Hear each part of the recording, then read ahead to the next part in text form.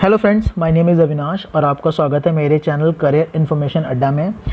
इस वीडियो में मैं आपके लिए एक नया टॉपिक लेकर आया हूं जो है गवर्नर ऑफ स्टेट।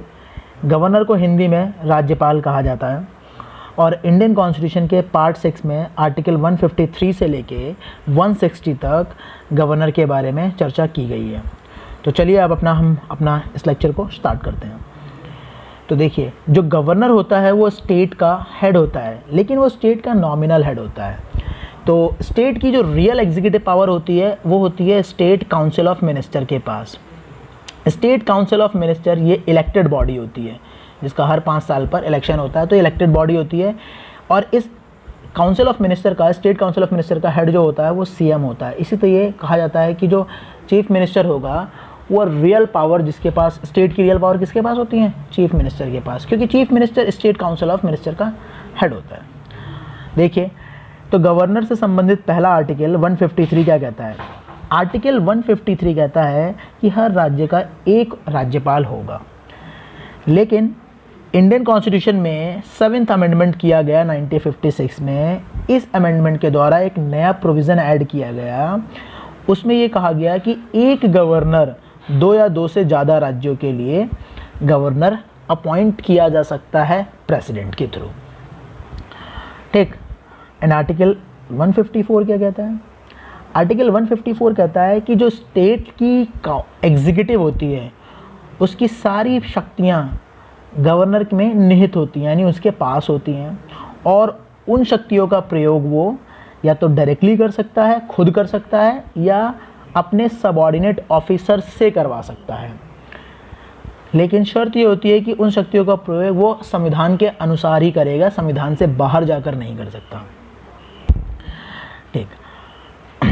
आर्टिकल 155 क्या कहता है कि जो गवर्नर की अपॉइंटमेंट के बारे में बताता है। आर्टिकल 155 के अकॉर्डिंग गवर्नर का अपॉइंटमेंट प्रेसिडेंट करते हैं। इसका मतलब ये होता है कि साफ गवर्नर के लिए कोई इलेक्शन नहीं होता है, गवर्नर के लिए कोई इलेक्शन नहीं होता है, गवर्नर अपॉइंटेड होता है, राष्ट्रपति उसको अपॉइंट करते हैं। देन आर्टिकल 156 क्या बताता है कि आर्टिकल 156 बताता है पहले बात कि गवर्नर का जो कार्यकाल होता है वो 5 साल के लिए होता है, लेकिन वो 5 साल की गिनती उस दिन से होगी जिस दिन से वो अपने ऑफिस में पहली बार एंटर करेगा। बट ये 5 साल गवर्नर के लिए फिक्स नहीं होते हैं।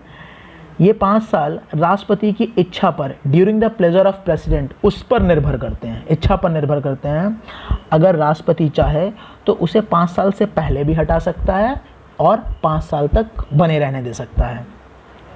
अगर गवर्नर को 5 साल से पहले हटा दे प्रेसिडेंट, तो गवर्नर उसके लिए कोर्ट में नहीं जा सकता है। इसीलिए मैंने वर्ड यूज़ किया है, pleasure of president is not justifiable. Justifiable का मतलब होता है कोर्ट में इसे चैलेंज नहीं किया जा सकता।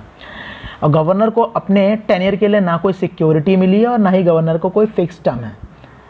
ठीक, देखिए। और गवर्नर का रेजिग्नेशन, गवर्नर अपना रेजिग्नेशन प्रेसिडेंट को देता है, भारत के राष्ट्रपति को देता है, और गवर्नर को हटाने का प्रोविज़न कॉन्स्टिट्यूशन में नहीं लिखा है।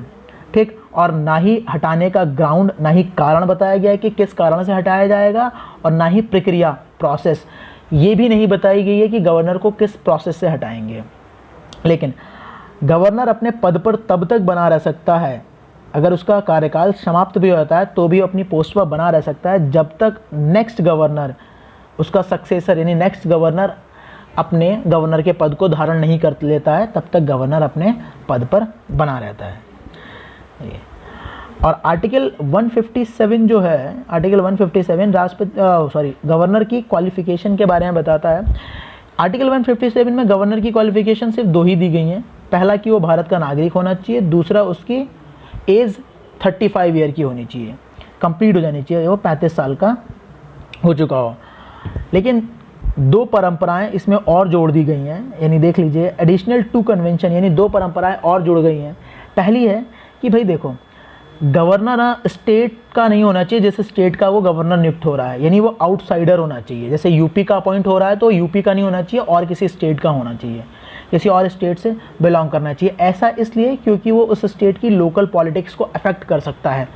ठीक, इसलिए ये प्रोविज़न ऐड किया गया था। दूसरा ये कि भाई जब भी प्रेसिडेंट गवर्नर को अपॉइंट करेंगे तो वो उस स्टेट के चीफ मिनिस्टर से कंसल्ट कर लेंगे जिससे गवर्नर और चीफ मिनिस्टर के बीच हारमोनियस फ्रेंडली रिलेशन बना रहे और उस स्टेट का काम फंक्शन जो है स्टेट के फंक्शन ईजिली किए जा सकें। लेकिन इन दोनों बातों का फ्यूचर में काफ़ी बार उल्लंघन किया गया है। ये सिर्फ एक ट्रेडिशन चला हुआ आ रहा है। ठीक है, नेक्स्ट आर्टिकल देखिए, आर्टिकल 158 गवर्नर के ऑफिस कंडीशन के बारे में बताता है कि अगर गवर्नर बनना है तो इसके लिए ऑफिस कंडीशंस क्या होती हैं। तो पहली ऑफिस कंडीशन जो है, ना ही वो किसी पॉलिटिकल पार्टी का मेंबर होगा, ना ही किसी स्टेट लेजिस्लेचर का मेंबर होगा। ठीक है, ना ही वो लोकसभा, राज्यसभा, विधान परिषद, विधानसभा का सदस्य नहीं हो सकता। गवर्नर के पास कोई भी लाभ का पद नहीं होना चाहिए। इस लाभ के पद के बारे में मैं प्रेसिडेंट वाले वीडियो में मैं काफ़ी चर्चा कर चुका हूँ, इसलिए आप उस वीडियो को ज़रूर देखें। और जो गवर्नर होता है उसकी सैलरी को डिमिनिश यानी घटाया नहीं जा सकता जब वो अपने पद पर बना हुआ है। ठीक, और उसकी सैलरी डिसाइड कौन करता है? पार्लियामेंट। उसकी सैलरी कौन डिसाइड करेगा? पार्लियामेंट। देखिए, गवर्नर की वर्तमान सैलरी इस समय 3.5 लाख है, जो कि पहले 1,10,000 थी, लेकिन 2018 में उसकी सैलरी इंक्रीज करके 3.5 लाख कर दी गई है। और उसकी सैलरी का जो डिस्क्रिप्शन है वो इंडियन कॉन्स्टिट्यूशन के किसमें, अनुसूची 2 में यानी शेड्यूल 2 में उसकी सैलरी का डिस्क्रिप्शन मिलता है।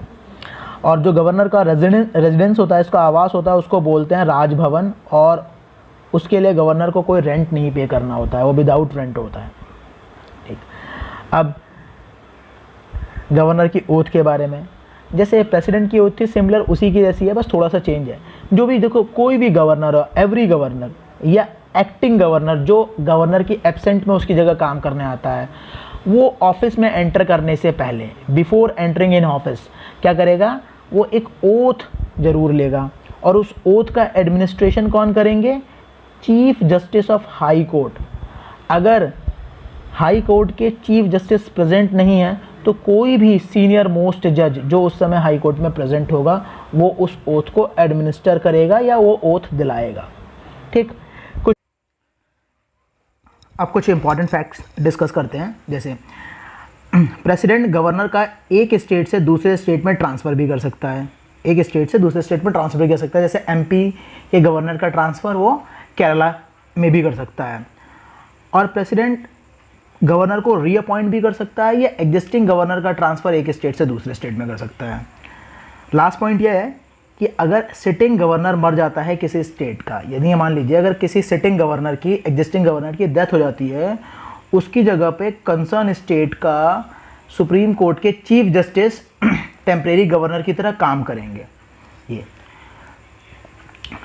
तो चलिए, आज के लिए इस वीडियो में बस इतना ही। अगर आपको मेरा टॉपिक पसंद आता है तो प्लीज़ लाइक, सब्सक्राइब माई